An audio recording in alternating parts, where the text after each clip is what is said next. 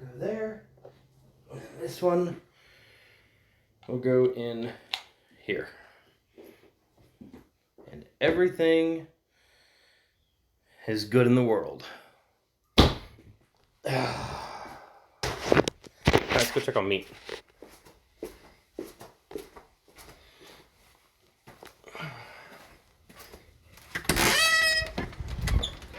Yeah, I don't know what happened there.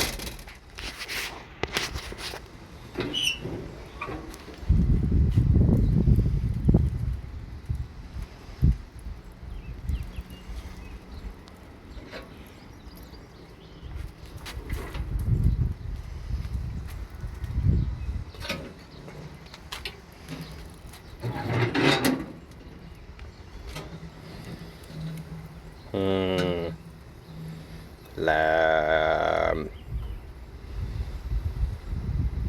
You know, if I were to grab a steak and smoke a steak for lunch, that'd be a lot of red meat. So I don't think I'm gonna do that.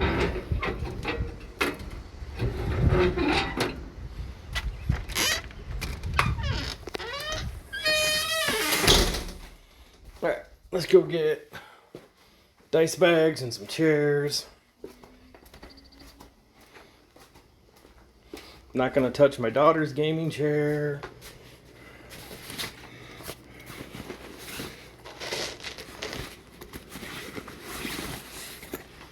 Couple of game mats. Yeah, looks good.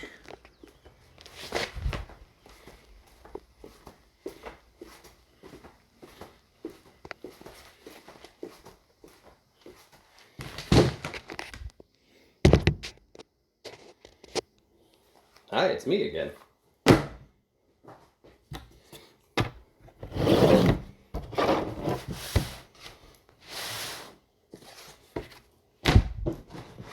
My dice mat. I think my wristwatch did something.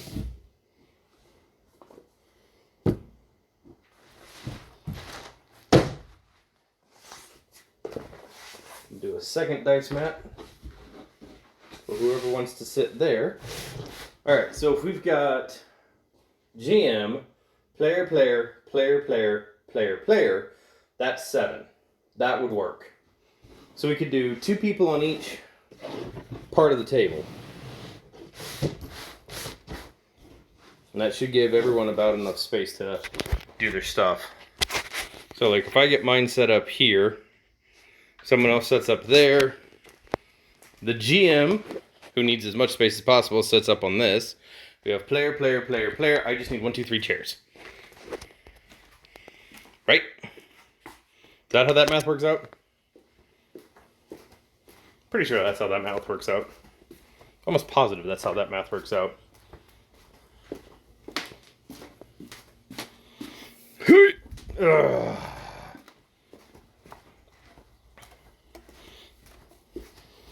Shoot, what time did I put the meat on?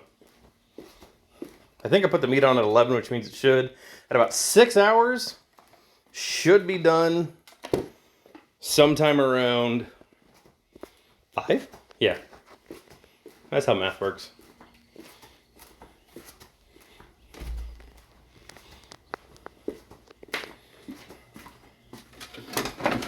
Put it on at 11, take it off at 17.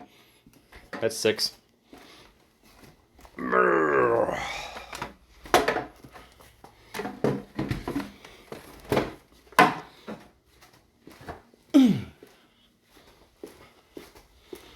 And chair. And over here, we have the Stinky Kid table. So anybody that decides to play an undead rogue that doesn't get along with the rest of the team and decides to just be the edgiest of edgelords, he gets to sit at the Stinky Kid table.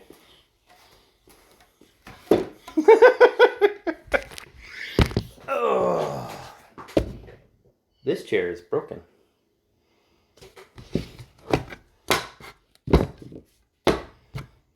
I'm going to want a different chair. That is not going to work.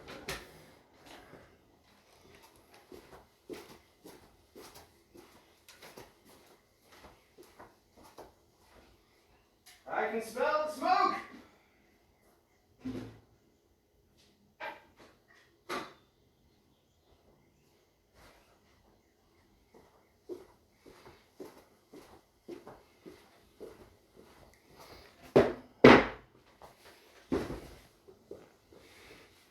You want to be a ghost rogue? You'll be able to go anywhere? Yeah!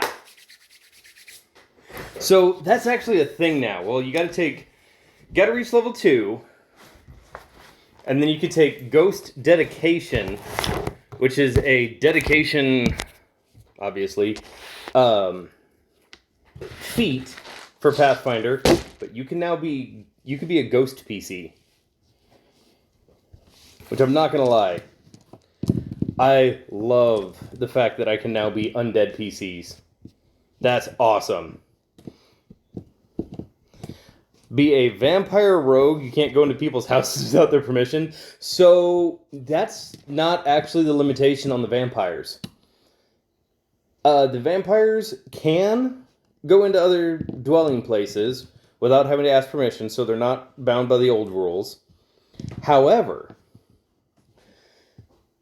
they are under an effect in sunlight where they become slowed 1, which in this game removes an action. You have 3 actions, and you lose, 10 feet of movement, and you generally start with 25 feet of movement. If at any point you lose all of your actions while you're in direct sunlight, or you lose all of your movement speed while in direct sunlight, you are straight up destroyed. There's no saving throws, there's no dying condition to go into, it's just, and you burst into flames and you're dead. You spent 3 rounds in combat. In the sun, you burst into flames and you're dead.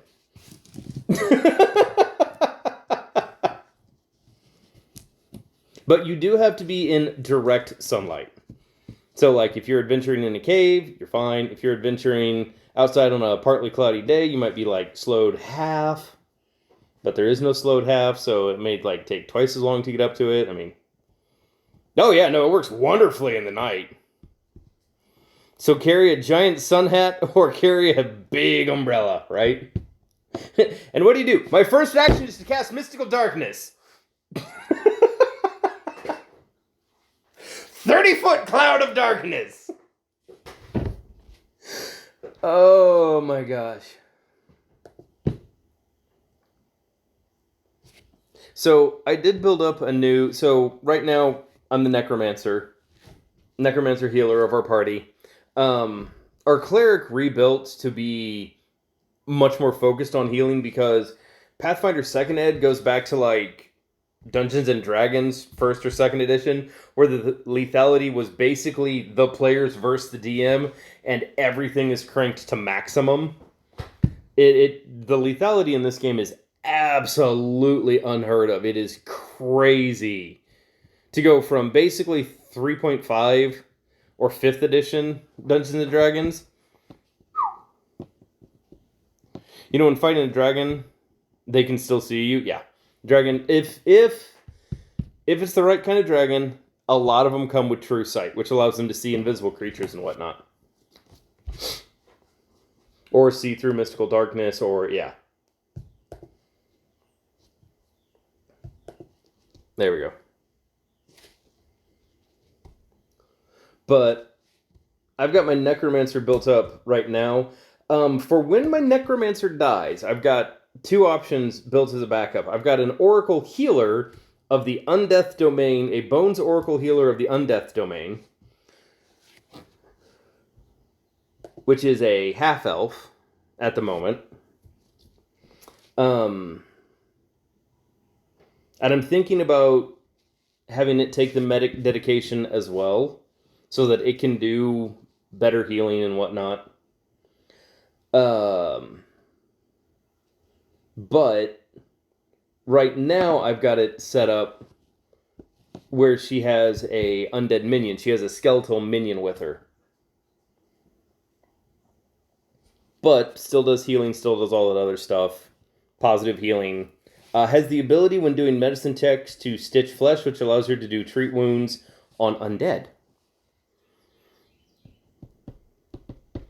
Ghost Road would not only want to sneak around and possess other things, you can't possess as a ghost until like 16th level. Hold on, let me pull one up.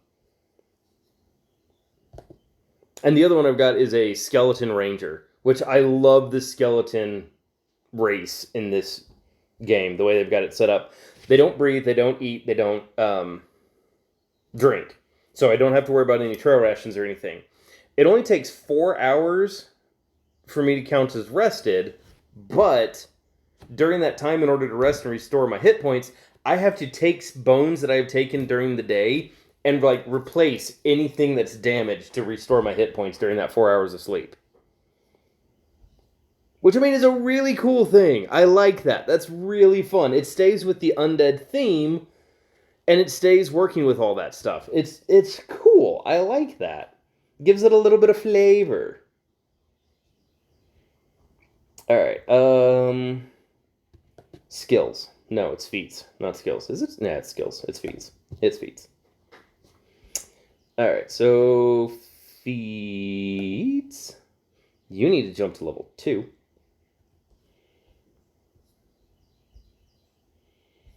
That's 7th level feats. Yeah, I need to push Hamon up to level 2. Wealth and experience. Current level is level 2. Oh, I don't have the free... I don't have the free feat right now, do I?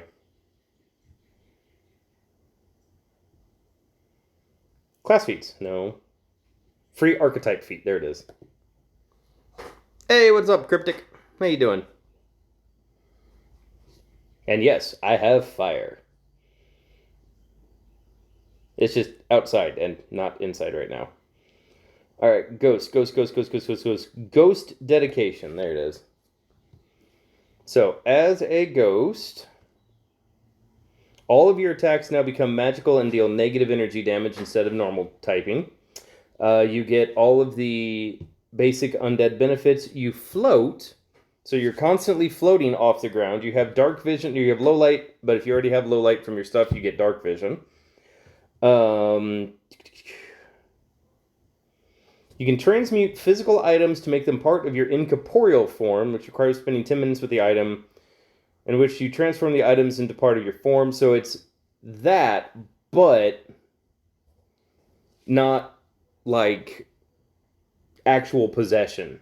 It's essentially prop hunt kind of a thing. And you are bound to an object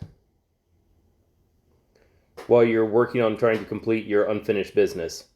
Which means you could possibly become someone else's Eidolon, as a ghost Eidolon.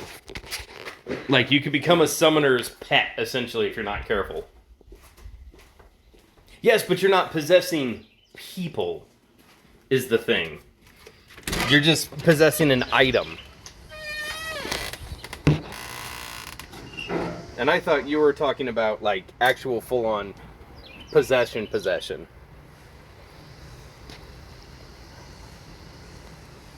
There we go. Alright, can I aim this to where we can kind of, like, see the grill?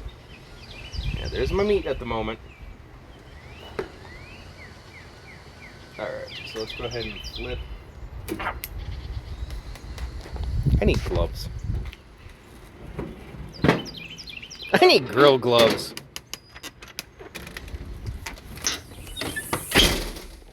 Yeah, I thought you were thinking like straight up possession.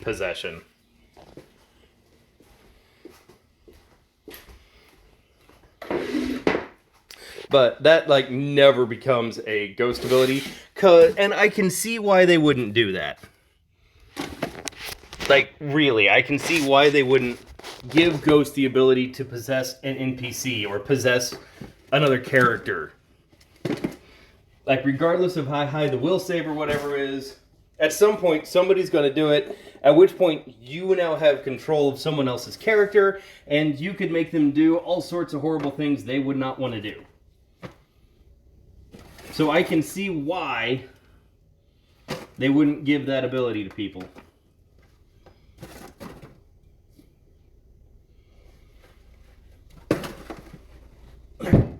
That's a glove.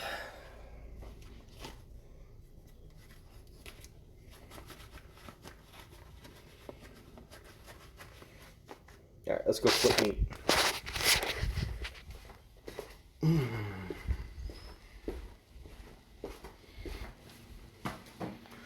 Where did my little Lego stand go? Where did I put that? Ah, there it is. I love it. This is the stand that I'm using in order to hold it at the moment. Because I am a professional.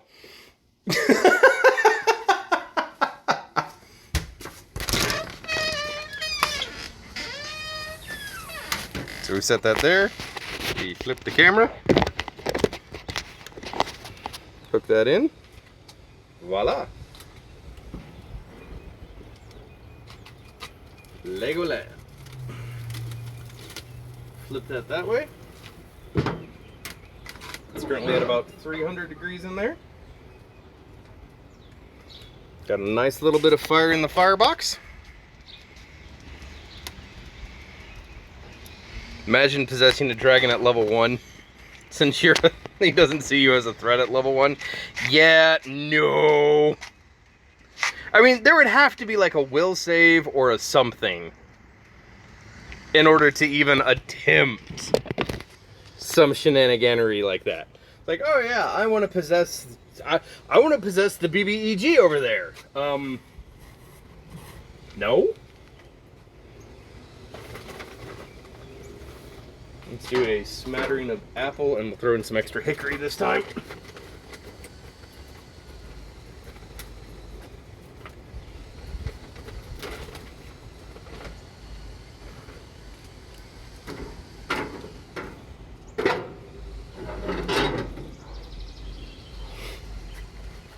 Alright, and see, this is what I'm talking about with the sky. Look at that. Now it looks like it's a bunch of...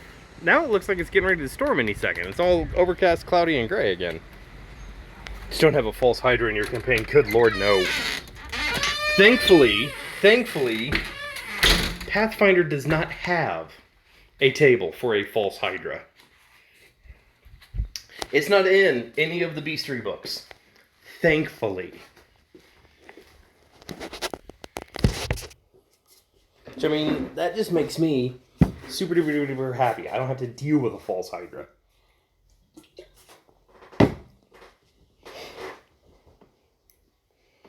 Yeah, what did I take? I took Undead Commander dedication, didn't I? Which I think I'm going to change that. It gives me an undead minion, but as a healer in Pathfinder 2, the medicine and the field medic for battle medicine is crazy. It basically allows a non-healer to heal during combat. Like, you can do a treat wounds, which normally takes 10 minutes on someone in combat, and it's 2d8 on a normal and 48 on a crit success. Of just extra healing. Done. You can do it once. You can do it to one person once a day.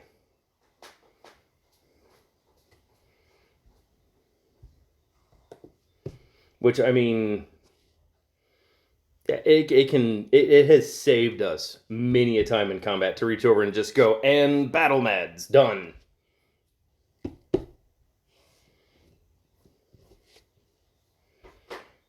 Which, that now boosts this Oracle. And she's not in the campaign yet, so I can keep tinkering with stuff. Orange juice over mills. Tropicana creates the first cereal made for OJ?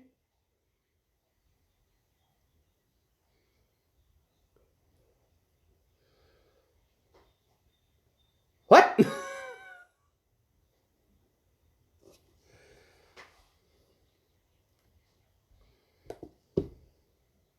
Like, I heard you, just, what?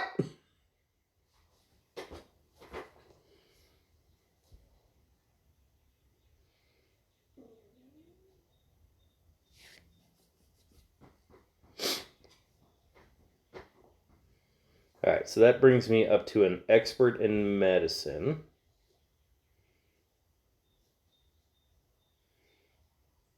And I should have a skill now.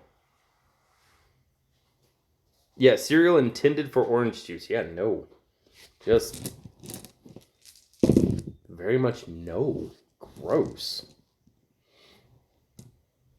That does not sound enjoyable. And I am not the first person to be like, oh yeah, I'm all for orange juice or something like that. It's just, that just, no. It does not sound enjoyable.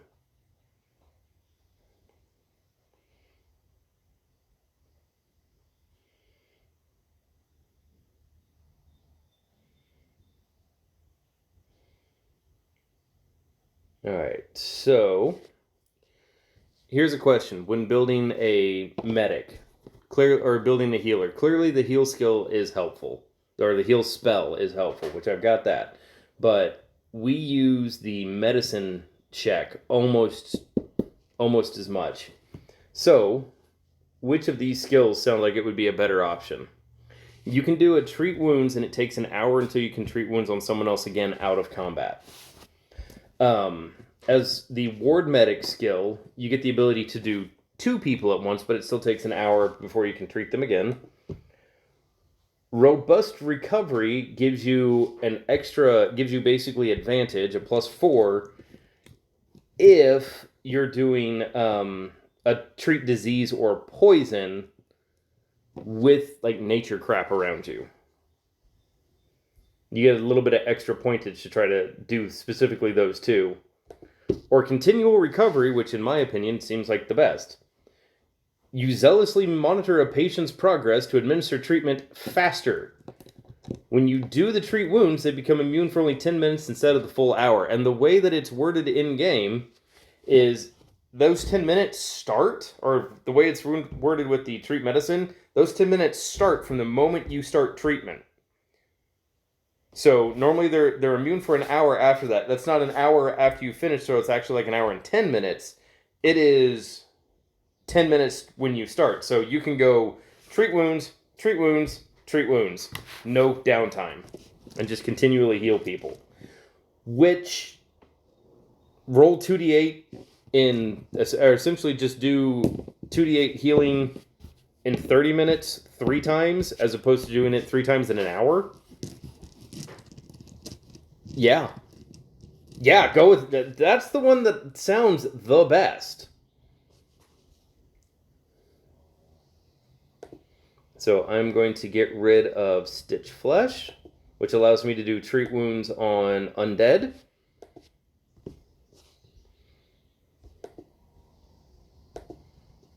There we go. And I think my Oracle Healer is built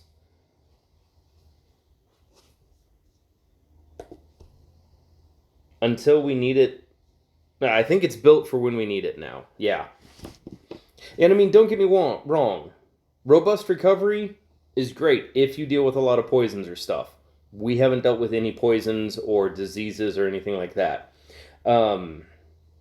Ward might be helpful as we get on down the road, because as an expert in medicine, you can do 2 people. If you are legendary in medicine, you can do 4, or not legendary. If you're a master of medicine, you can do 4. If you're legendary of medicine, you can do 8. So basically, you could heal an entire party with continual recovery and ward medic, and just be going, true, I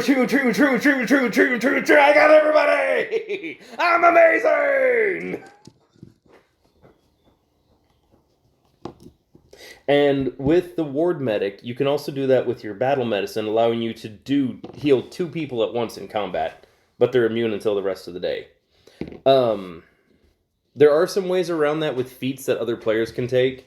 There's one called Godless Healing, which if you do that, if you heal someone with battle medicine with Godless Healing, they're immune for an hour instead of the rest of the day.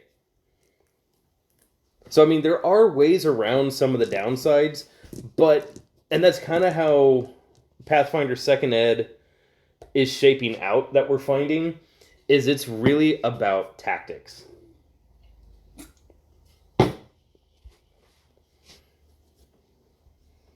It's about making them use up more of their resources than as a group. Because as a group, let's say there's 4 people at your table. 3 actions, that's 12 actions. To the enemy has 3. So if we can make the enemy move into us, they've already burned a third, and we use like 1/12. So it's a resource management setup. It's very much more video gamey than tabletop strategy gamey. And that's how we have to think about it. Until we go into town, and then it's less of this for, oh, my diplomacy. Yeah, I rolled a 27. Woo! Tell me what they know. No, there's a lot more role play because diplomacy doesn't mean diddly. It is society now. Which, again, is fun.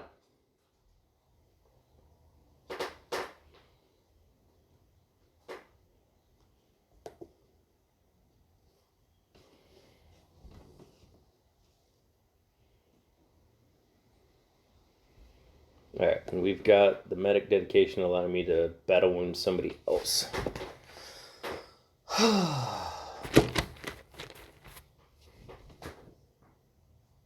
But I will say I can't wait until I can try some of these other characters out, especially with the new Book of the Dead.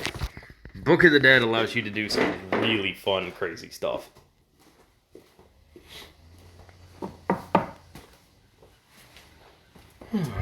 Alright, Blood, what are you doing?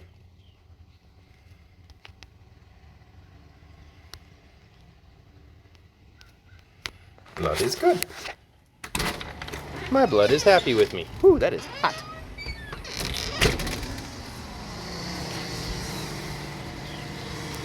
Cool, you roll a nat 20, people still don't recognize you if you don't have enough reputation in town. Right. Up next, Invis comes out with a literal army of the undead. So, yes, but no.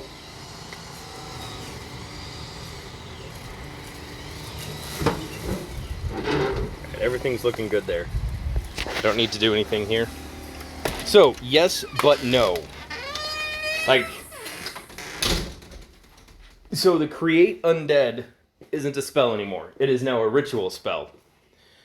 It requires you to have a second caster, and it requires like 8 hours of work and all that stuff. I can't just look at a body and go, and I need another minion, and I need another minion, and I need another minion. Okay, there's all my first level spell slots. It doesn't work that way. You now have to do a ritual, and they have to pass all of that. You and the other caster have to pass a bunch of checks.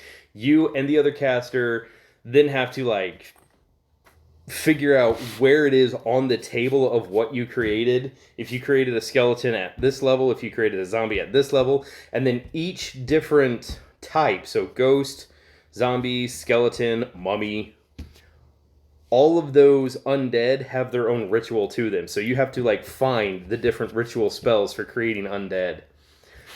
Whereas, yes, I would love to basically take my wizard and turn him into a lich and just have an army of undead with me. You're allowed 4 minions. 1, 2, 3, 4. You can have 4 skeletal minions under your control at once. That is not saying that you can only create 4 undead. You could have thousands of mindless undead that aren't under your thrall. But you could have 4 of them under your thrall that go with you. All minions get 2 actions on a turn. So they could, like, move and attack. Or attack. But that's it. They can't do the 3-action economy like a player with move, attack, and then move away. Or attack, and move away.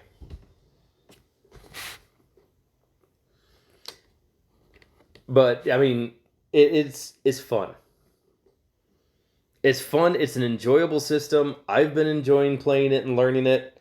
It seems like the rest of our table has been enjoying it and learning and playing it. When we first looked at Pathfinder 2nd Ed, during the playtest and stuff, we all looked at it and went, This seems really bad. This seems really dumb. But no, it's a very solid setup. It's a very solid system. I'm enjoying it. Can you have a lich? Yes. At level 12 with Book of the Dead, you can take lich dedication, and your PC can become a lich.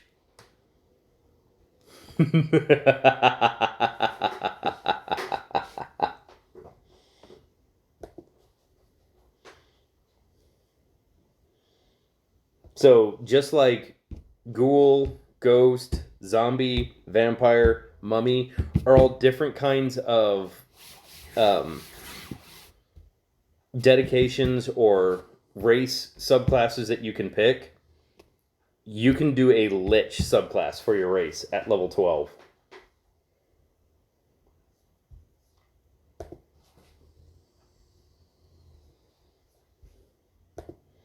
Which is just awesome!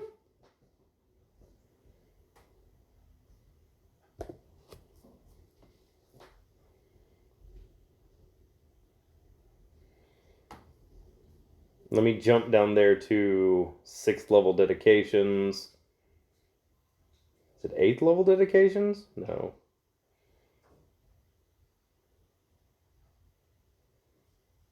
There it is.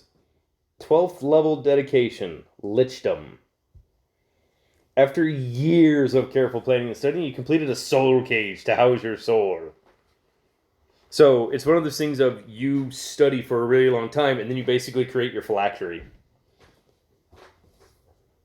So if you die, your soul bounces back to the soul cage, and it takes you like a week to come back. So it's basically the clone spell, just you're already dead, and so you're just reconstituting yourself. But I mean, like, that's really the only thing that Lichdom does for you, is it gives you the phylactery to not die.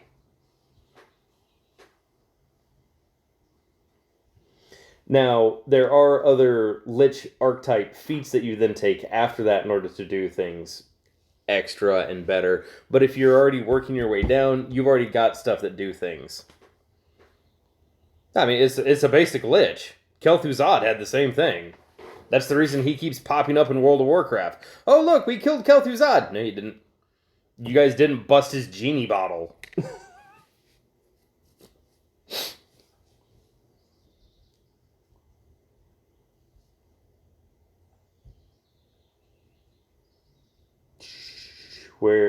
So there's things like you can use to like start fortifying. There's feats and stuff you can take later on that fortifies your phylactery, giving it like 25 times more hit points than it normally has and stuff like that.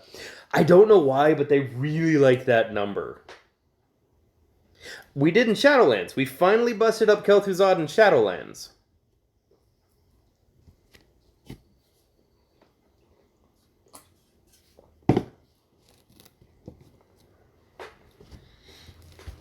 I mean, I think we thought we did in Wrath, and I believe that was what they came up with, was like, oh, you didn't actually kill Kel'Thuzad? Like, we didn't actually kill Arthas? But yeah, no, I know what you're talking about. I think that's what they came up with, was we didn't actually get the real phylactery. Because without any kind of tie, he shouldn't have been able to go to the Shadowlands. Right, and they also redid the Soul Forges at the bottom of ICC into, oh no, this isn't the Soul Forge. This is actually a world engine. No, stop that. You guys clearly don't know what's going on.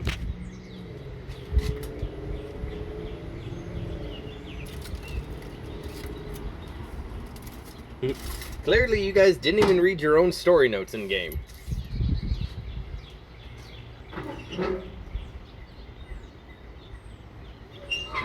Alright, a little bit more wood.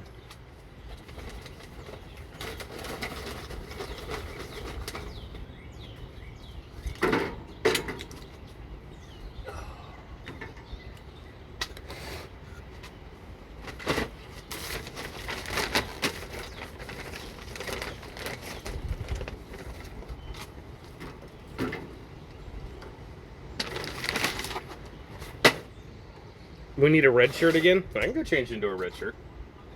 I mean, I know what you mean.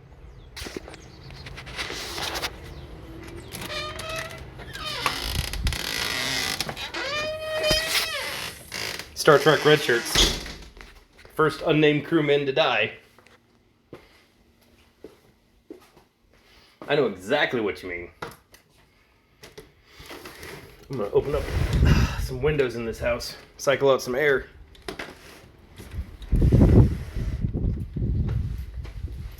Oh, you don't want a Star Trek red shirt? Oh, come on, they're the best ones. It's Ensign Guy. I'm gonna be the first one to die, aren't I?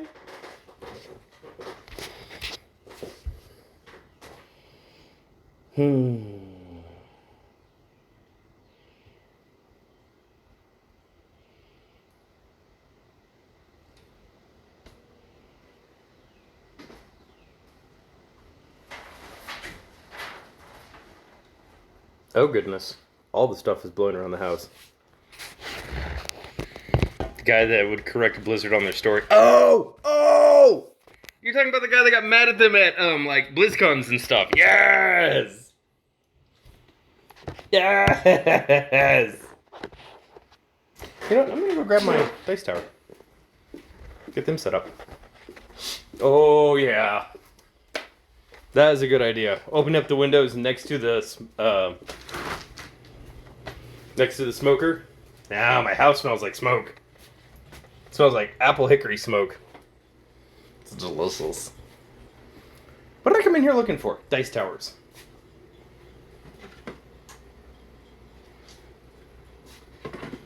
Alright, dice tower 1.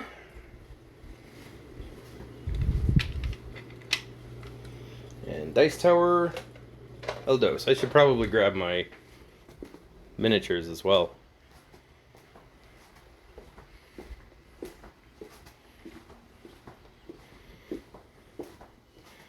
Alright, this one is my dice tower. That one is my lucky dice tower right there. Works out really well. I do need to pour some resin or something in here to help flatten this out, because every now and again dice get caught in the stones. You miss this type of stream? Really? So I was told yesterday, after we kind of had that hour-long session after stream of just sitting, chilling, talking, I was told yesterday that is a kind of stream that one of you guys liked. I'm not going to name names of who came out and was talking to me after stream about it. But they said that they really liked that particular style of stream. And I was like, you know what? I kind of enjoy sitting down and talking and just going over whatever is on people's minds. Anything and everything. And it's kind of fun, I'm not going to lie. It's kind of real fun. So I might try to do one of these kind of things a week. Or start doing more of those things just after session. Just hanging out and chatting. It does seem to kind of be the way that things are being pushed and things are going. Right. Either before or after. I mean, before streams, I don't have the hype up. I don't have like an hour where I just sit around and wait and say, hey, I've gone live. And then just wait for people to trickle in. And when it finally hits some magic number, I hit the go button. I don't have that kind of time. I like it afterward. I do like doing it afterwards. Oh. My house smells amazing right now. Smoked meat just wafting through the windows. I wish you guys had smell-o-vision. I really do. It is mouth-wateringly good right now. I'm getting hungry. It's also noon. That's why I'm getting hungry.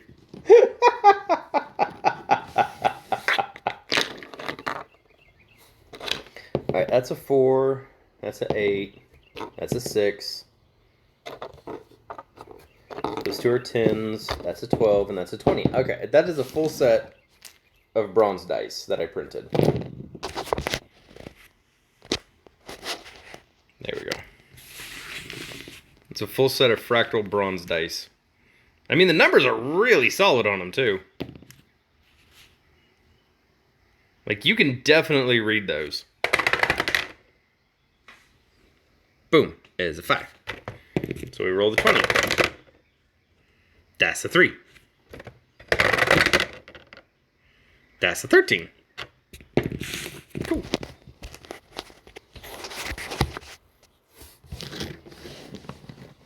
What is the point of the D3? I don't have a D3. I've got a D6.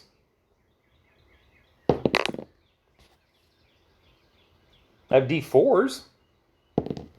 This one. Hold on. This one. So sometimes there are some weapons that do a D3 of damage or a D2 of damage. And a D2, I'm sitting there going, it's a coin flip. Just grab a coin. Heads it does 1, tails it does 2. But there's like some daggers that do like a D3 of damage, and the way it's always been is roll a D6 and cut it in half. So that would have done 3 rounded down, 2 points of damage. Pathfinder campaign D3 was to summon a dolphin. So biggest dice I've got, as far as weird dice go, I've got a 30-sided dice. I've got a 24-sided dice. It's a 6-sided dice with 4 fractal shapes on it. And this one is great for deciding, okay, it's going to take you guys 24 hours to get there. I actually maxed out the roll. Holy crap, it just keeps hitting 24. Okay, so I like the idea of this one doing stuff in hours. It's a fun idea. But the biggest one that I've got so far is a 60-sider. I have not collected an 80 or 100-sider yet.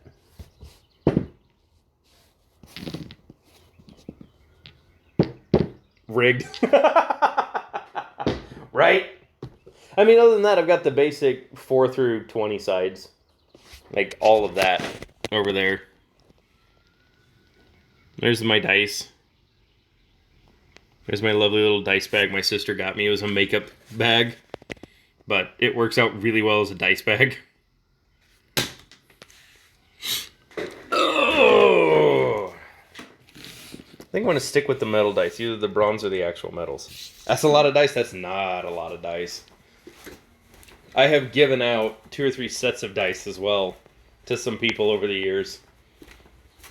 And then I've lost an entire bottle of dice that I used to have. So I have lost some dice over the years.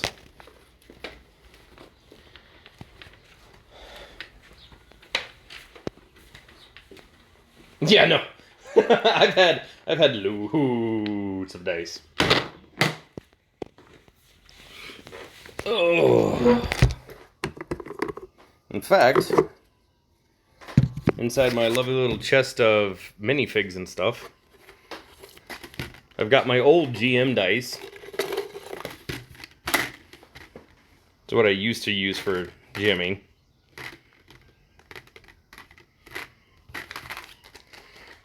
They've not been touched in a while. They tend to roll in the rigged categories.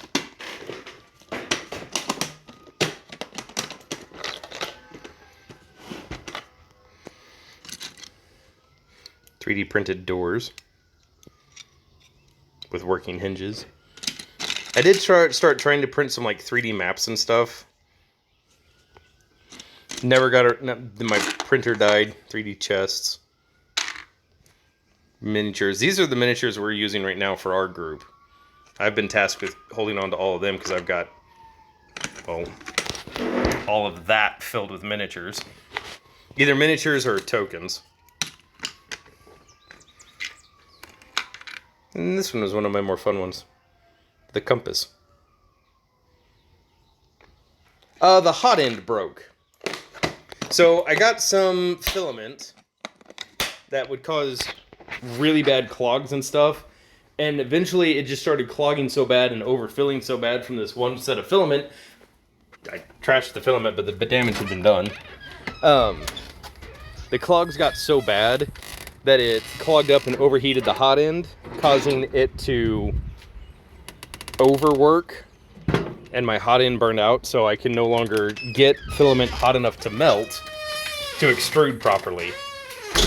Which is why I'm looking at saving up, probably through this stuff or through Streamloop stuff, saving up about $250 and getting a Elegoo Mars 3D resin printer. And then I can get back into doing that and we can do painting streams and stuff like that again. And I've also looked into resin casting as well. Because I think that would be fun. Like, start printing off my own dice and then start painting and designing my own dice. It's a D100, a D20, a D12, a D10, a D8. 12 D6s! There you go! And a D4. Nice. Nice. Just went outside and checked on the meat again. Everything's looking good there. Doesn't need to have anything added to it at the moment. I probably do need to grab lunch.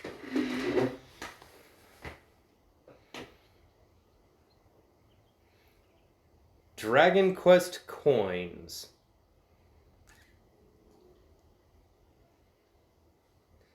I think I threw most of those coins away.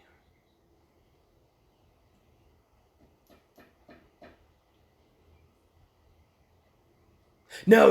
I know which one you're talking about. And yeah, that one broke. I did throw that one away. It had the slime. Had the slime on one side? Yeah. I do remember that one. Speaking of which, I do need to go grab my D2.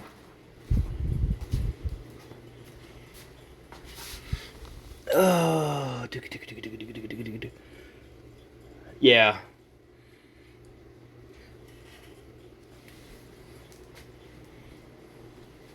Ah, a D2.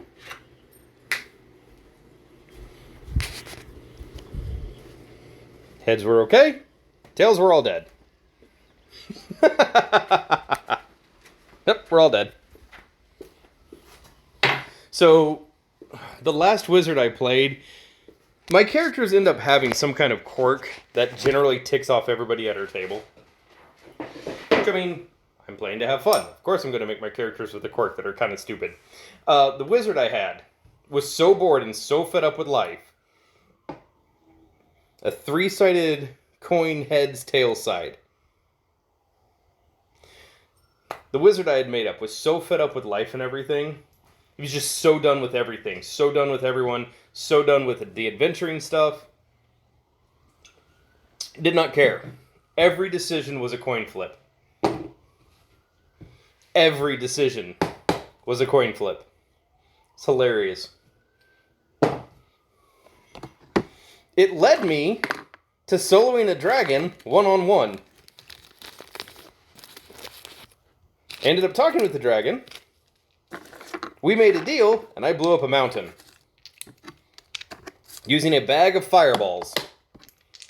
A bag that was a bag of holding filled with necklaces of fireballs. I blew up the mountain.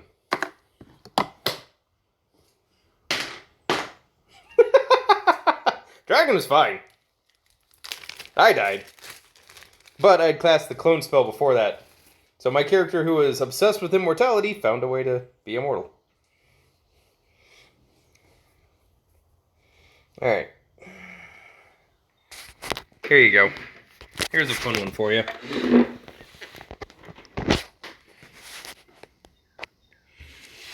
Let me go grab a D6.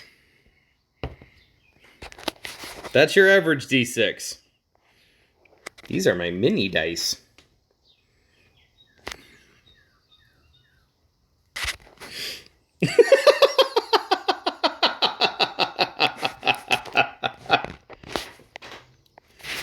Then I've got a D20, a D8, and a D10 in the mini dice as well. I could not find a D4 in the mini dice. So I need a D12 and a D4 in the mini dice, and I would have a full set of mini dice. I cast Fireball. Roll for damage!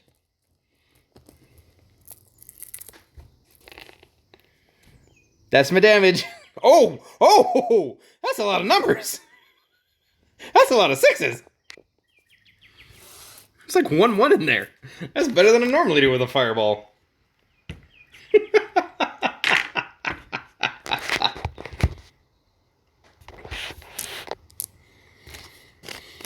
Oh, I'd use those for counters in card games. Alright, let's go back and check on the meat. Get these picked up real quick. There we go.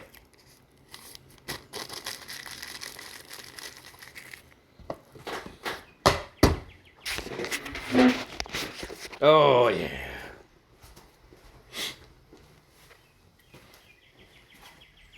Probably do this. And then go and double check on blood levels and all that stuff real quick.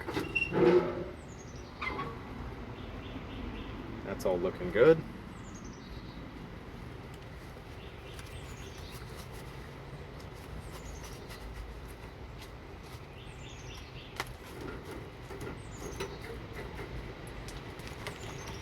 Still got through the glove. I think that's about 1/9. It's either 1/9 or 1/10 the size, but yeah, it's really close. We could stack up a bunch and see what they are.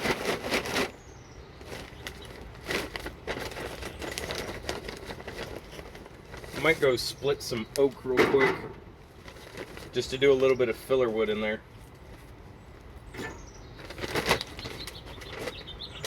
Actually, I've got one of my hard oak splits still.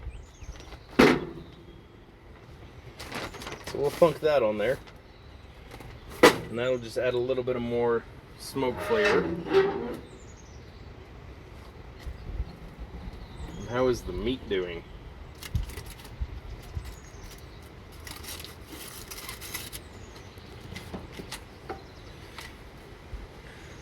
Yeah, smoked meat. Okay, that's bright. I can't see what that says. Bolts of deadening. These ammunitions can be used in crossbows, and any creature hit by them must make a DC 12 Constitution. On a fail, they cannot cast magic until the start of my next turn. I love it.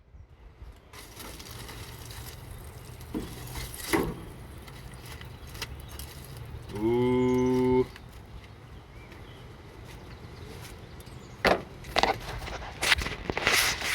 There's a little peek of the meat. Ooh. There's a little peek of the lamb's leg.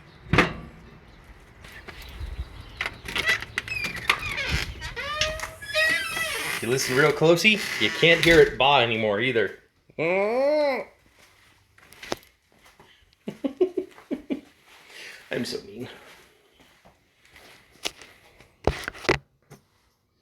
Should we check and see what the temperature of it is on the inside? Oh yeah, no, it just needs more time. Huh. There is a lamb setting on my thermometer.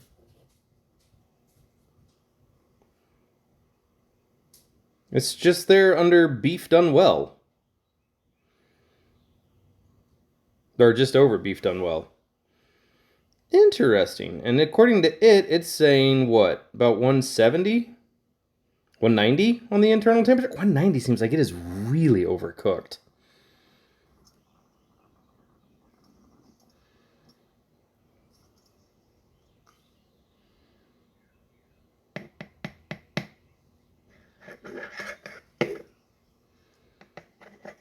Yeah, 190.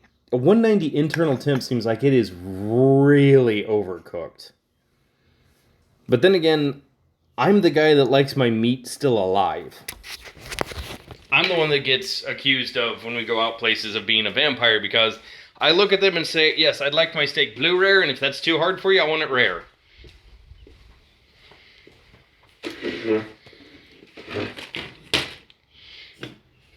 I know I won't ask for caveman, because no one can do caveman.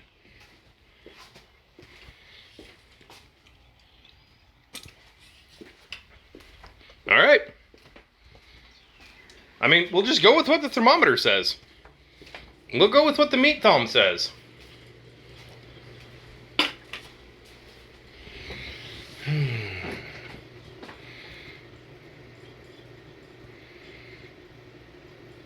So Kiva or Drac, have either one of you ever done a tabletop session?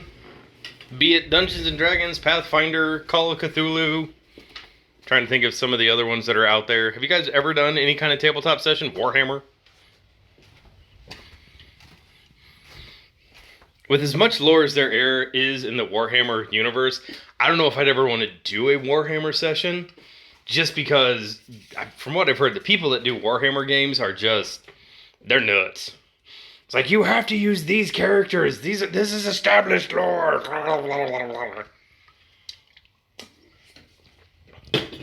Look, you clearly don't understand how these games are supposed to work, and you just want to have your little fanfic insert. What kind of characters did you guys come up with? What do you guys normally play when you do these games?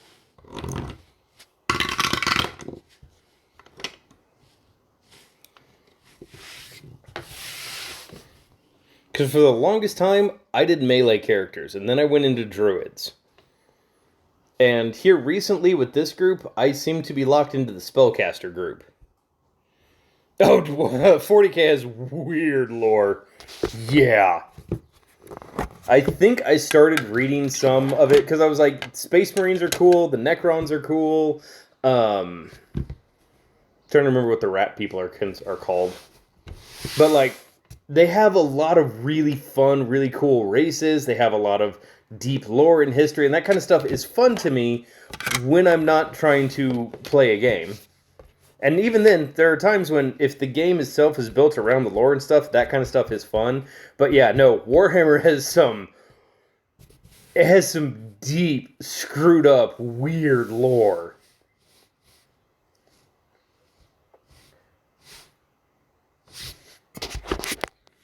You know, should this be my goal?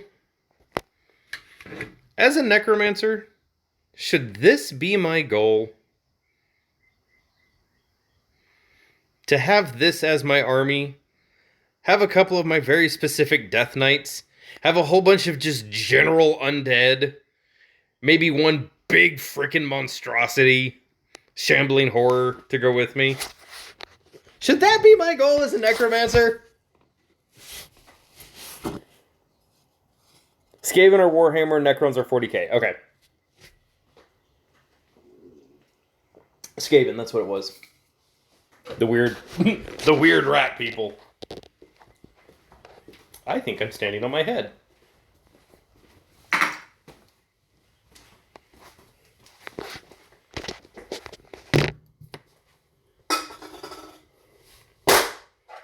don't even know how I did this. This is just impressive.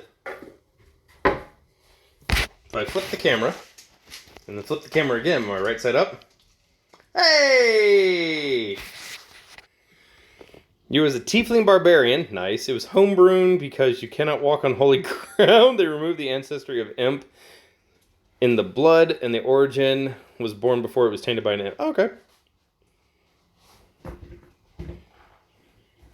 Tieflings are fun. I'm trying to remember the last. Was it the last session?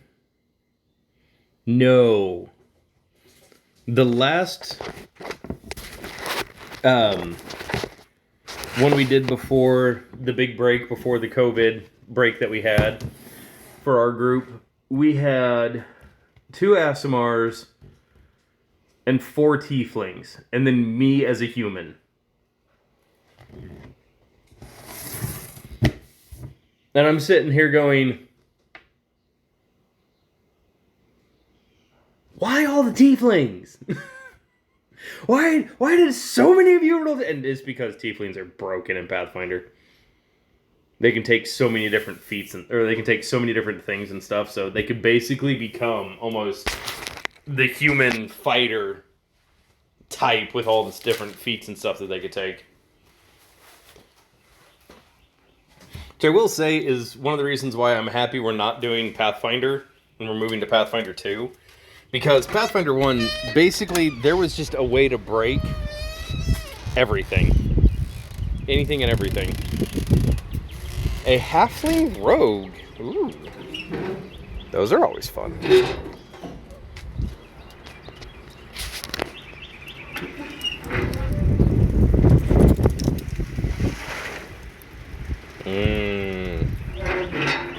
fire.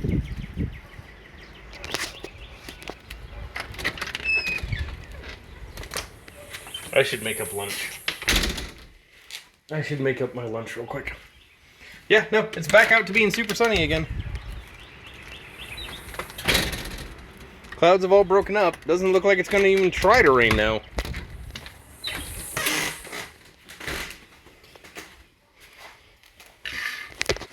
I think it was at this point we were supposed to be at a possible 40% chance for showers. That means it's still a 60% chance to not. So...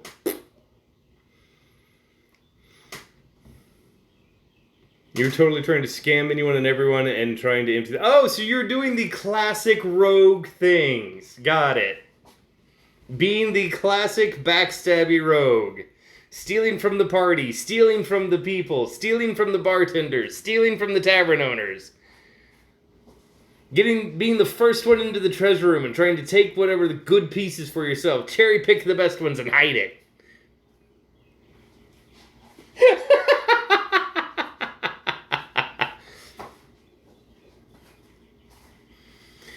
Oh, those characters can either work out really well, like really, really well, especially if the person can play it great, or they just end up being the target. It's like the paladin reaches over, I smite the halfling. Scoosh! It's like the third time you do something stupid, your paladin looks at you, I smite the halfling.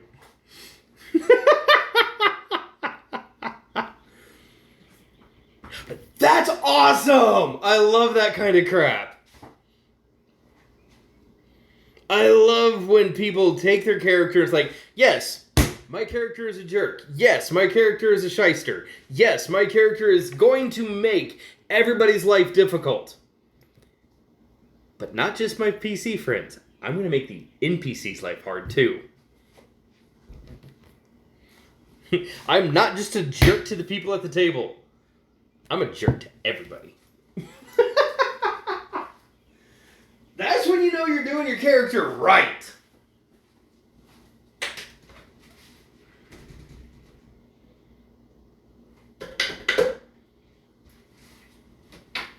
Yep, I think I'm going to take an armadillo egg and have that for lunch.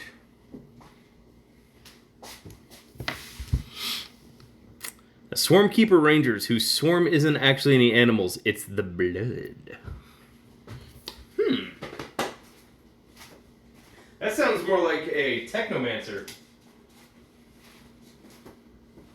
A technomancer using nanites. Which was a skill from Starfinder.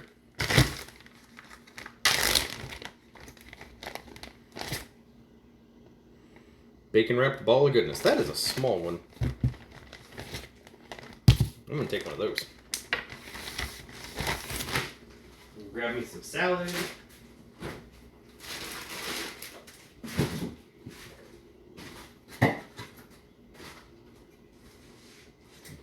Cut that up into my salad.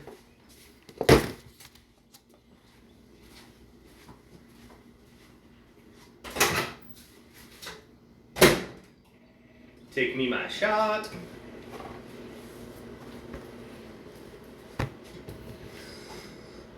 What else do I have left to do? I gotta keep monitoring the meat. I do need to clean off the serving window and the kitchen island and vacuum. Vacuum is gonna be loud. I'll hold off on vacuuming for now.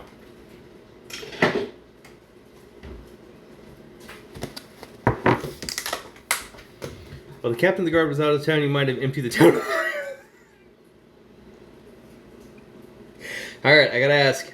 Alignment. What was your alignment? I have an idea in my head. With the way you're saying things, I have an idea of what your alignment was, but what was your alignment, Drac?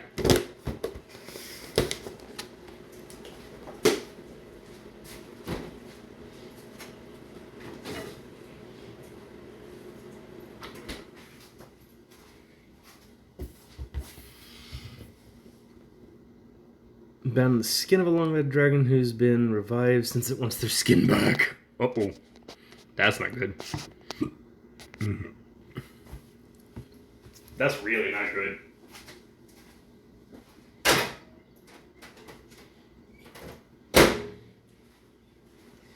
That's almost as much fun as pulling some cards out of a certain deck. And then being chased when you pull the Joker.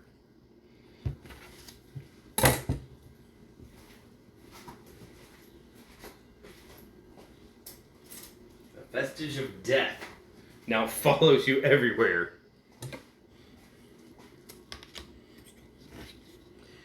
Oh, good lord. I am glad I have not ever had a GM that has been ballsy enough to put in the deck of many.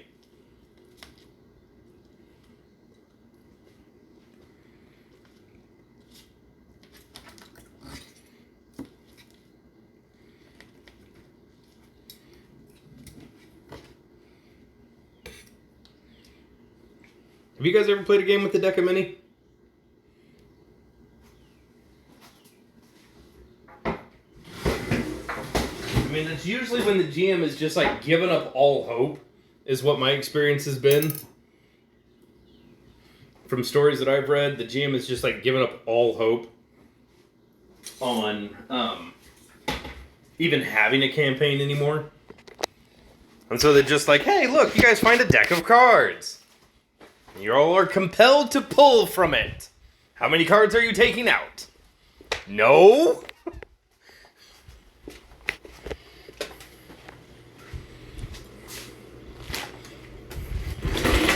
Don't want it, don't want it, don't want it, don't want it. Alright, Blood, what are you at? I guess we could do the thing. We could totally do the thing. Chaotic neutral, knew it! Knew it! I'm just playing my character. I'm chaotic neutral.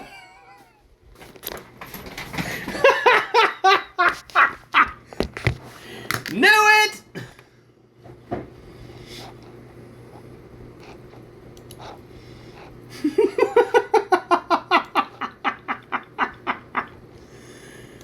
Oh.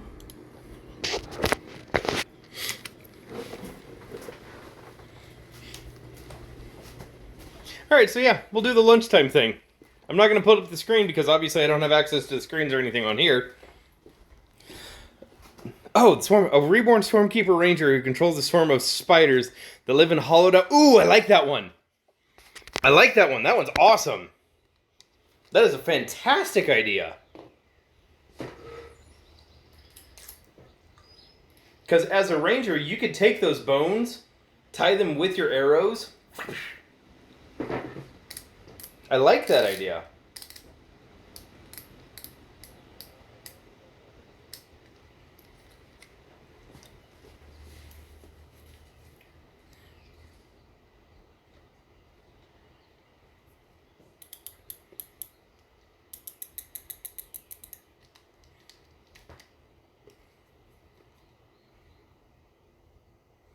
There we go. Oh, nice.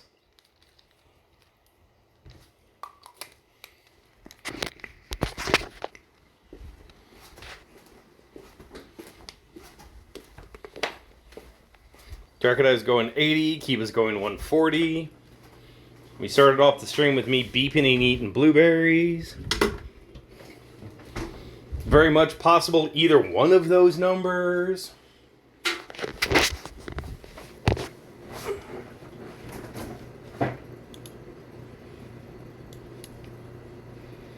For those of you that are confused with what I'm saying by do the thing, I am a diabetic, type 1. Got a thing in my arm that monitors my blood.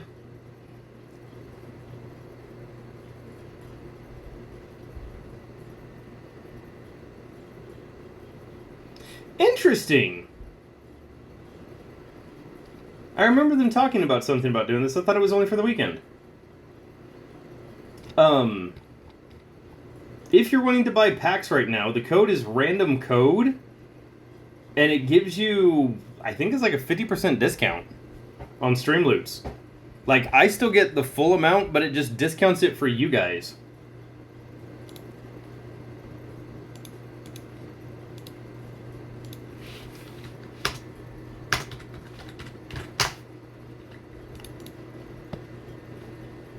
So if there's a spot for a promo code when you're doing stuff, yeah.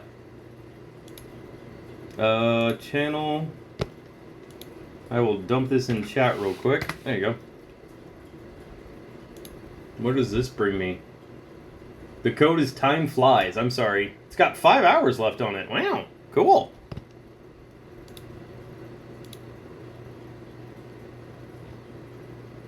Yeah, flash coupon. Share this code with your viewers so they can get a discount. Time flies. There you go. You got 5 hours, 15 minutes left on it. I need $12 to join in the ranking, sell packs, or create auctions to reach the objective. I really don't care. Ooh. The charisma ones are nice.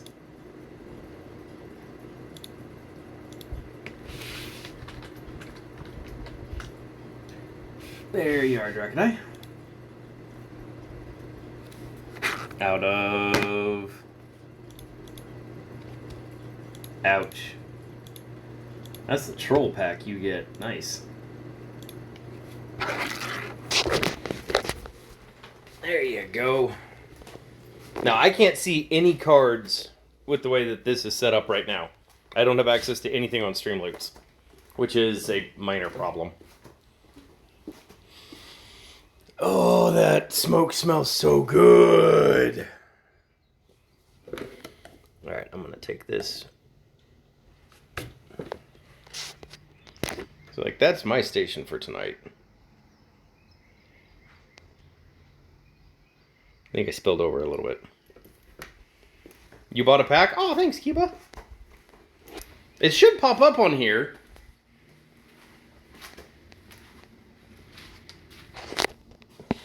Not like pop up. But it should like pop up saying, hey, so-and-so did a thing. 10? Wow. Thank you.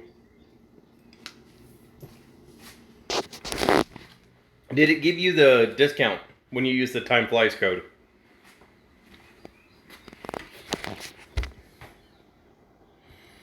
Ooh, I like that. That's a fun one. Were you playing D&D?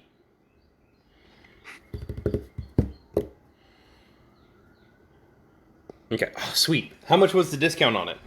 Because I thought I read somewhere that they were doing, like, over the weekend, it was going to be, like, a 50% discount. Just with the codes being, rotating out and being different.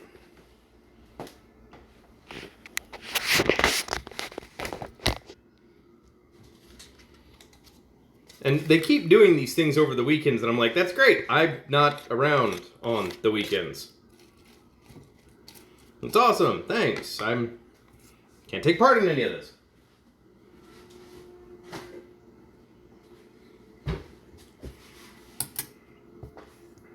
So that's awesome. A set of 14 was 8 something. Nice! Nice! Oh, that makes me happy. It really does. It does make me really happy, actually. Oh, the meat is separating from the bone. And it's still juicy.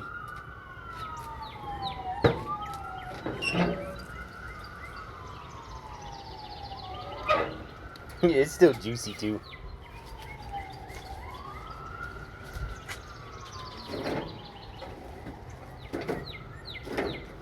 Flip that, throw that there.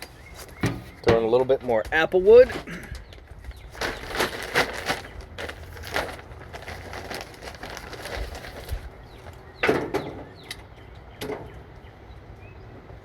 That is hot in there. Ow, ow, ow, ow, ow, ow, ow. Fire hot, fire hot, fire hot.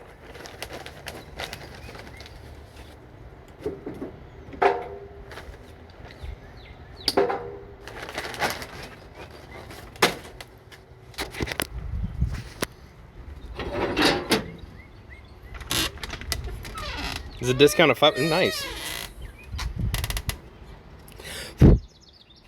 Wait, there's tax on those? That sucks. I did not realize there was tax on those. I am sorry.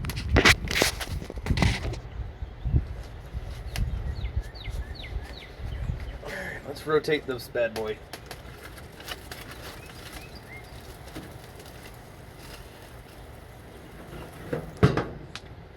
I think about 2, I'm going to take the tinfoil off and do a quick little marinade of butter. Like a little bit of garlic butter across the top of it. Let that kind of like caramelize and crystal onto it.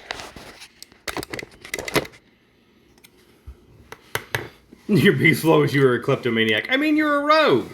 You're a chaotic neutral rogue. Why wouldn't you steal? Right?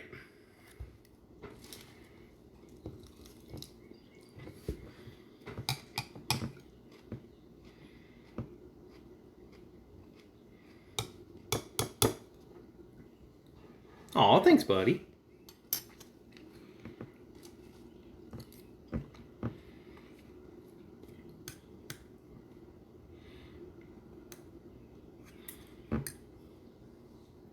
I mean, it works. It's however you want to do it.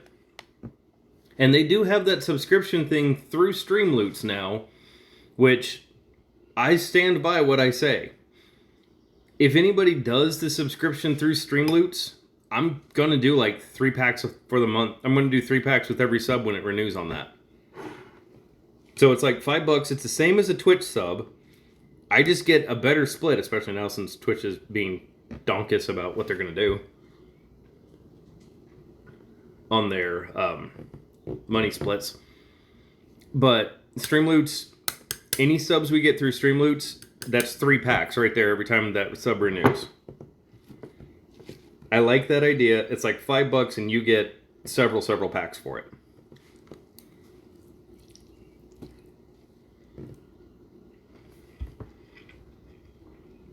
And I am a disgusting human.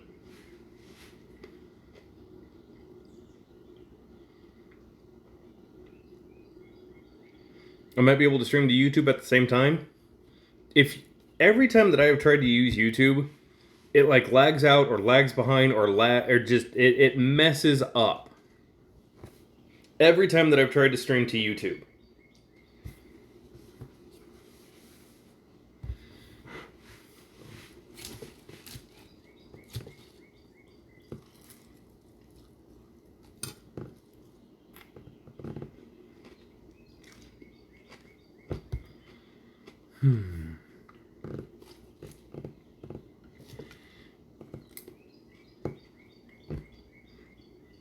But I mean, if Twitch like continues to go the way Twitch is going, YouTube might just be the better option.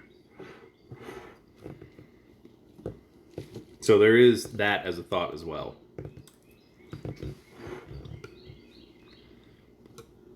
Dude, yeah, no.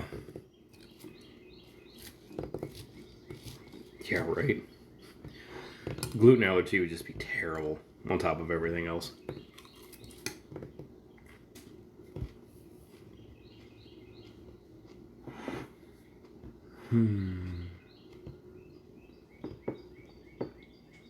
Dude, yeah. D&D had some fun things that you could pull off to get weird combos of stuff. Like weird stacking combos.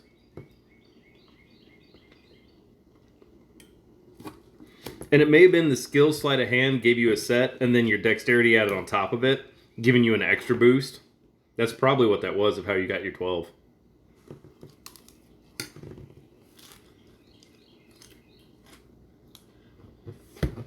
I mean, that would be my guess, at least.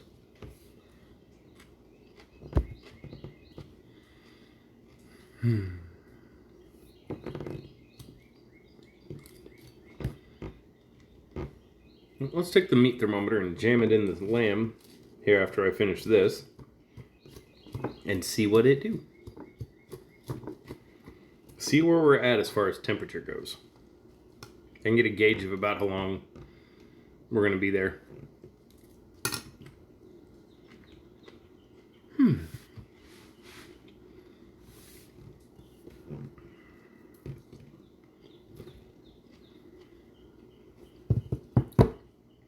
I think at one point with my table had talked about letting me stream our Friday night sessions.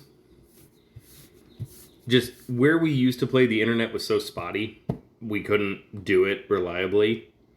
I think there were some sessions that I tried to do stuff. Yeah, plus 6 is 12, and plus 12 stars of hand, so it's naturally stealthy, meaning an advantage in all stealth rolls. Yes! Love it!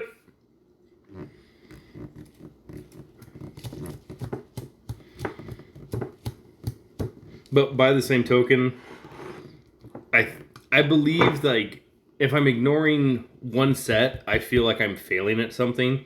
So I can't, like, ignore the table because we're actively playing and doing stuff at the table, but then I'd be ignoring chat, and I would be ignoring you guys, and I feel like I'd be failing you, and so I'm trying to do two things at once, and everything just suffers because of it.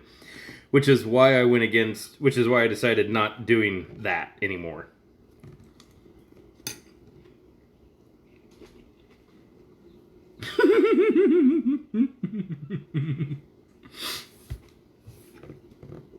Love it. Hey, what's up, Knight?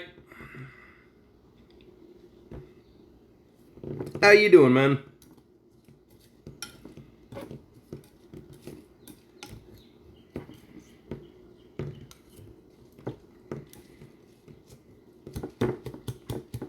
Stab, stab, stab, stab, stab, stab, stab, stab, stab, stab, stab, stab, stab.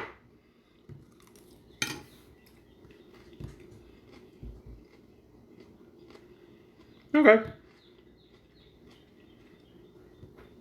Well, you know, having a little bit of lunch before I go back out and check on this leg of lamb we got smoking out there. I'm going to stab it and see what the temperature is on it. Hopefully, my plan is to have it cooked here within the next, 4 hours. It's been on for about 2 so far.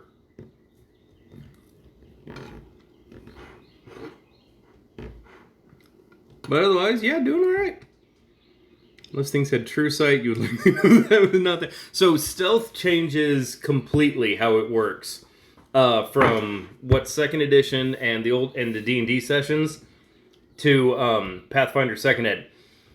Stealth is there, and you get your stealth if you have cover. But you're not invisible. So you can't walk around and steal all the stuff off of people and no one see you. Yeah, you can walk around and try pickpocketing people, but you're still completely visible. It's kind of funny. I like the way that they've changed some of the rulings on that.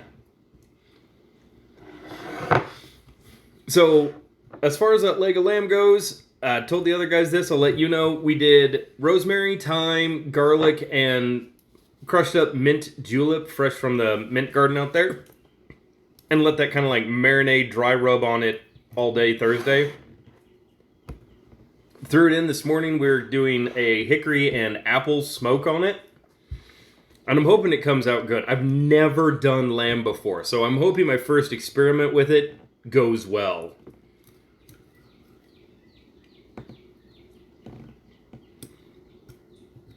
Our neighbors across the street, their freezer went out, and she was freaking out about what she was going to do with all the meat that they had in their freezer. And she came over with a hunk of lamb leg and was like, we don't have anything we can do with this. It's already thawed out. You'll probably need to cook it in the next couple of days, but have lamb.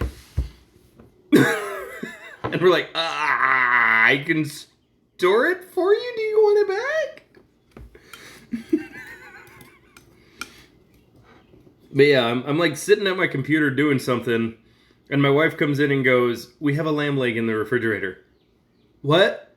What? Did somebody hit something in the street?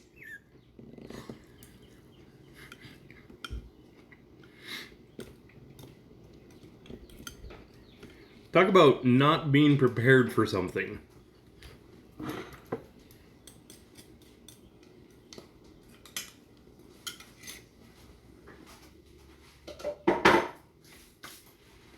All right.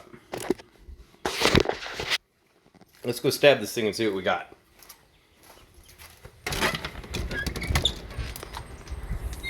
I'm gonna go grab my holder so we can get a better angle. Where did I put the phone holder?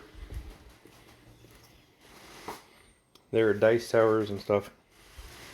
There's the... right in front of me. I was already using the phone holder. I am so blind. I'm sorry. That's not appropriate wording to use on Twitch anymore. I am so sightily challenged. There we go.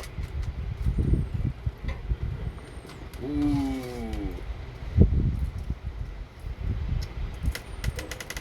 That is one black bone right there. All right. Oh, that meat looks juicy. All right, so I stab that in there. And we get a nice little reading of... It's internally looking about 170. It might push up to 180. Looks like it's just under 180. So about what they're saying beef well done should be. So probably another 10 degrees to go to get it up to lamb temperature. If I stick it in over here, do I get a different reading? No, it's holding steady at about 180. Which is what they're saying lamb meat should be at. Okay. I'm sorry, yeah, 180 is what lamb meat should be at according to them. Dep, boom. Just, oh. I forgot I swapped the cameras. The bone just broke off in my hand.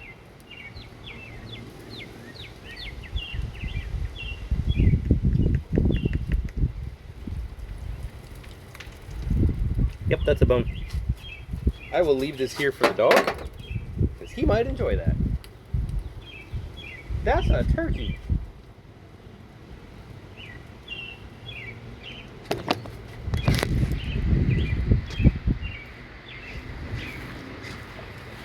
Yeah, there's a wild turkey over there. I don't know if you guys saw that or not. Yeah, I saw it too, buddy. There was a wild turkey.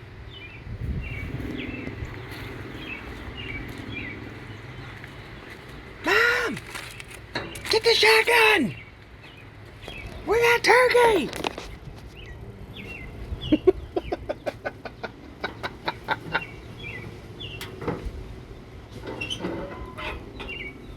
Alright, how are we looking in that hot box? I don't think I need to add any more meat to it, or any more wood to it at the moment. What do you guys think? I think that's pretty good right now.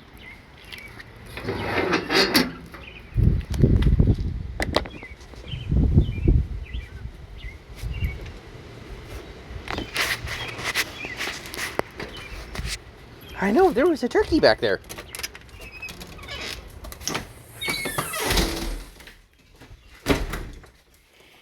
You could enter sneak by standing next to basically any human-sized being. In other words, nearly anywhere.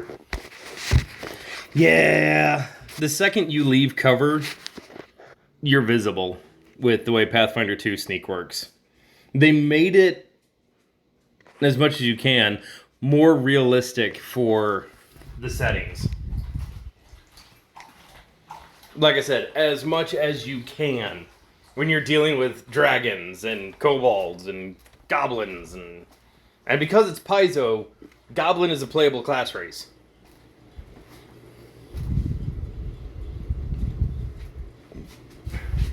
Because goblins are like their mascot.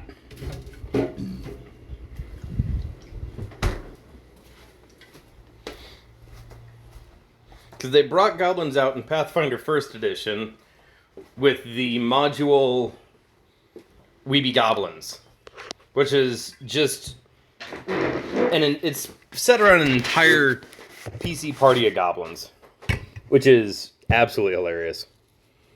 And you just get to go around doing goblin things.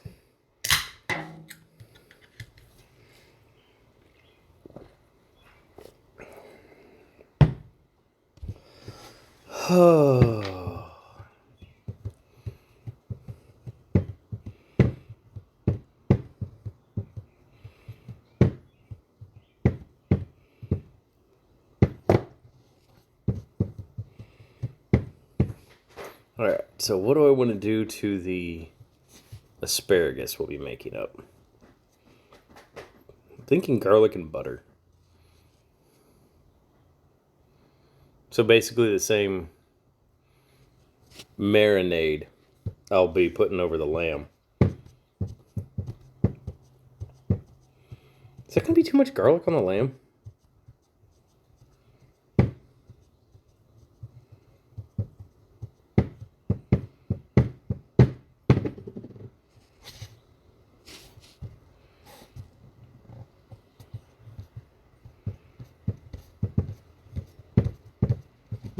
Do you think that would be too much garlic on the lamb?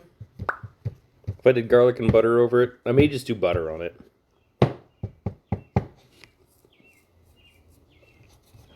Your first task as adventurers was to protect a small settlement from a Cyclops. As it turned out, was attacking the settlement due to someone having kidnapped his family. Oh. So go Goku style and cut a deal. Cut a deal with the Cyclops. Hey, yeah, I'll go beat up this guy if you stop attacking the town.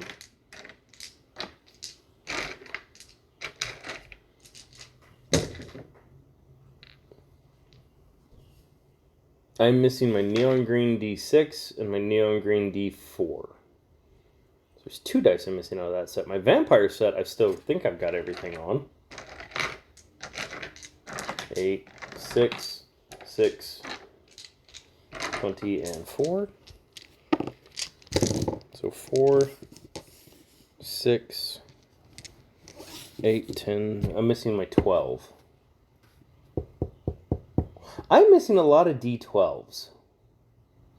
Now that I look at it.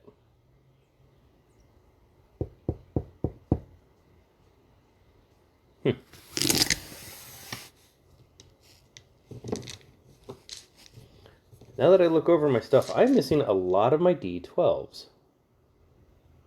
Why would that be the one that I'm missing? Go figure.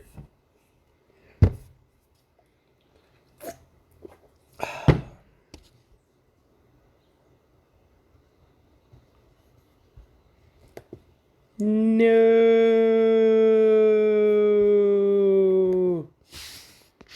I think our session just got canceled tonight.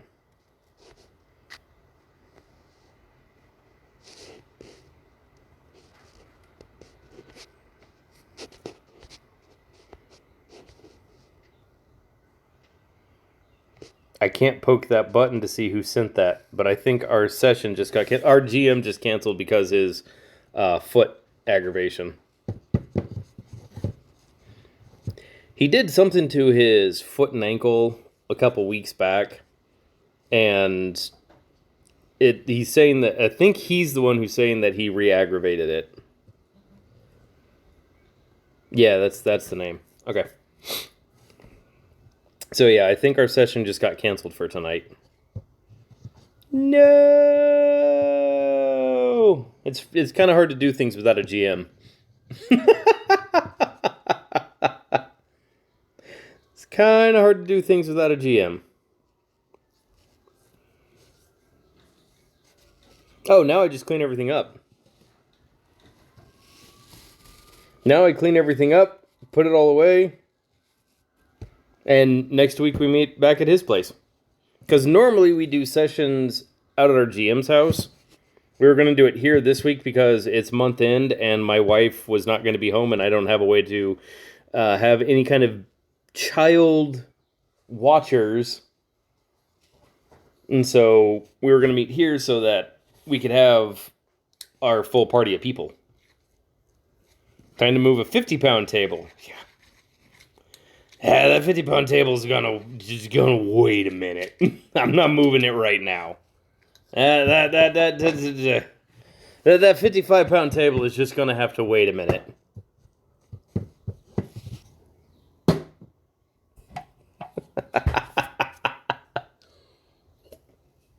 All right then. So, yay!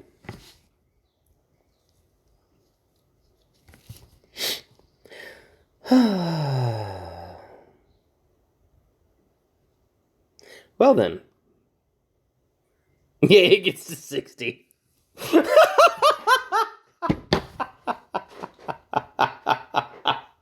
Right? By the time it's all said and done, it's going to be a 75-pound table.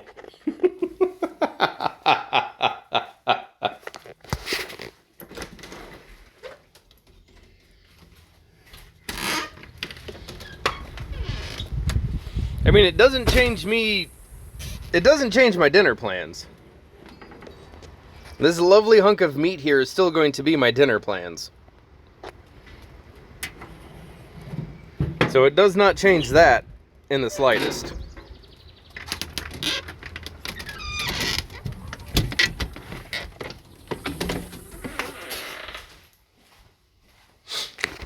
Oh.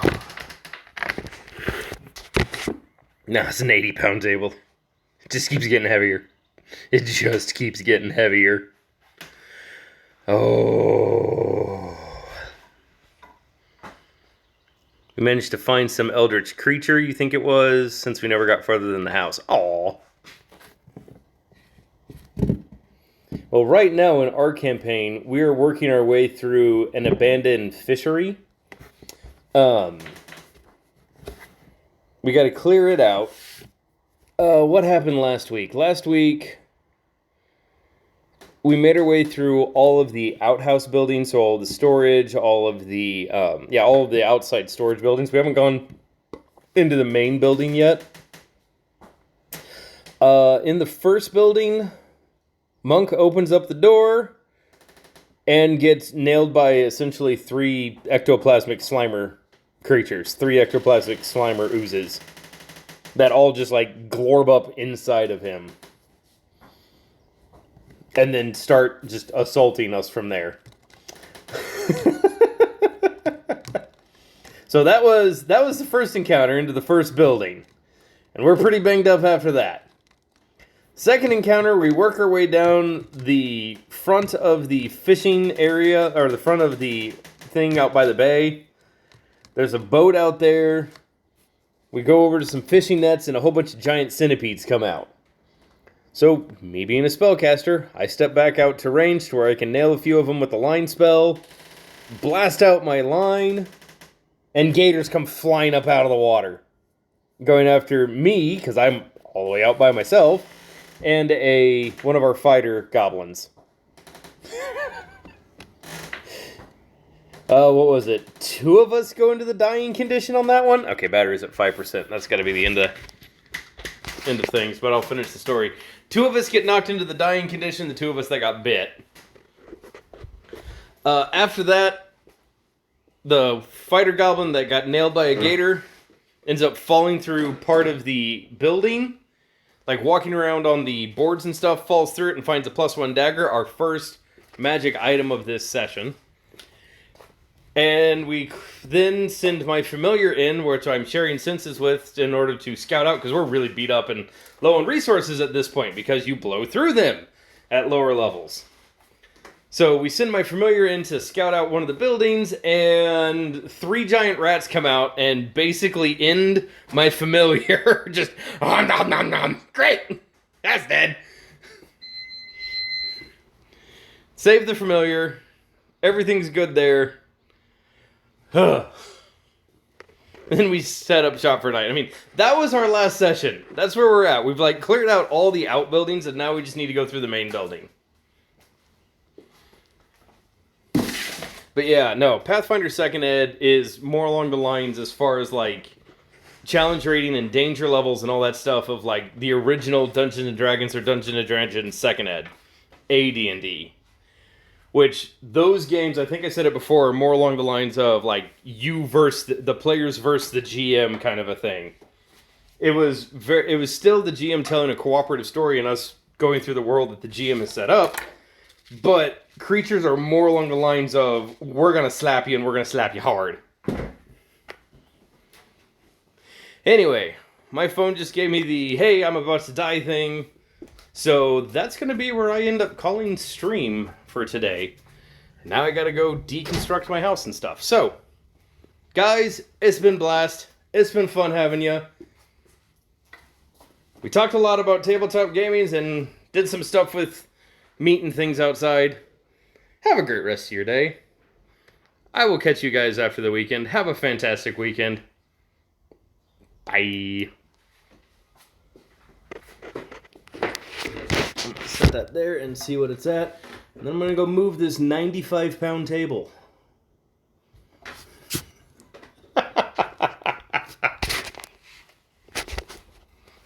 I said that,